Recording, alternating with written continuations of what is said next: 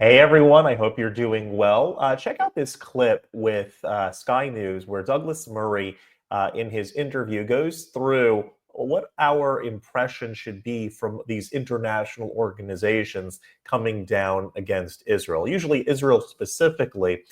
Take a look at his assessment of really just how to view all of these international organizations as a whole.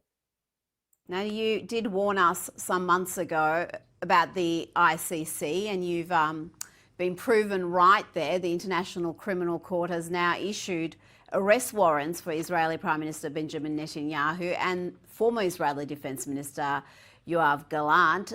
Does this mean, Douglas, that the democratically elected Prime Minister of the only Jewish state in the world is going to be arrested if he travels to France or Britain or Germany or indeed Australia? Well, we're going to see on this, Rita, but it's got an exceptionally dangerous precedent.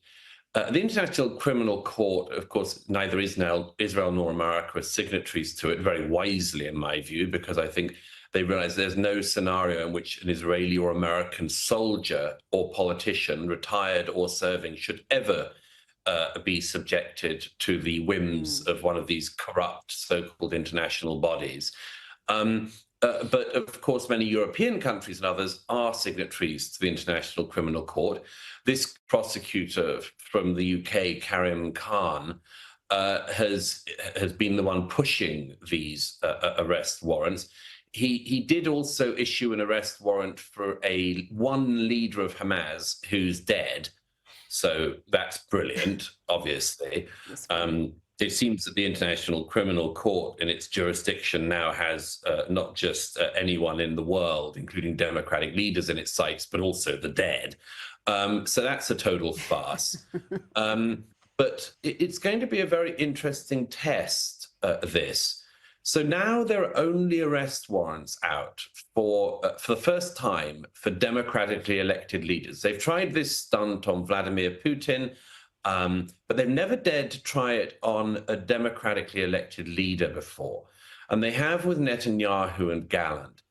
It has serious repercussions. As I mentioned in the New York Post, it could potentially mean that neither the Israeli Prime Minister nor the former defense minister can go, say, to Europe or even fly over European airspace. Some European countries have already said they absolutely will not recognize these absurd kangaroo court warrants. Hungary, Austria, a number of other European countries have said absolutely they won't. The ones that I'm interested in are, for rather obvious reasons, I'm very interested in Britain. The Labour government is squirming about this. It has previously said it would observe the International Criminal Court's judgments and warrants. I think they probably know, among other things, that this puts them in an incredibly unpleasant, ugly, visibly ugly diplomatic situation vis-a-vis not just Israel, but America. And of course, also, maybe they also know, Rita, that if you're going to start going around issuing arrest warrants for war crimes, there are certain former Labour prime ministers who could quite easily in the near future be in the sights of that same kangaroo court.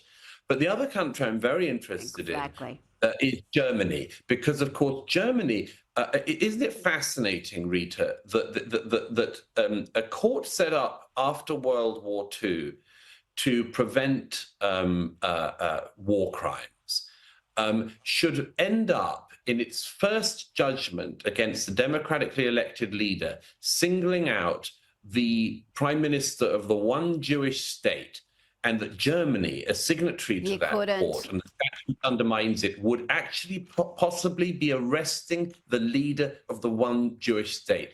Fascinating to see what Germany does. Douglas Murray, thank you so much for your time tonight. Thank you. As usual, that is golden. And the truth of the matter is, I wish that these international organizations could be a place where, I mean, conceptually, it's so good. Like countries working together for the betterment of the world. That sounds really good. That should be, right? But all of these international organizations wind up turning into pits of scum and villainy. Unfortunately, that's the way that our world works right now. And God willing, we'll we'll one day see the day where these workings together of different countries can lead to something productive and good for everyone. Until that day comes, we have to see these sorts of ridiculous warrants out for arrests of prime ministers that are democratically elected, and meanwhile other countries running roughshod over their own people and not really seem to find any consequences that come from that. In any case, if you enjoy this type of content, I highly encourage you to hit that subscribe button over there in the corner. We'd love to stay in touch with you.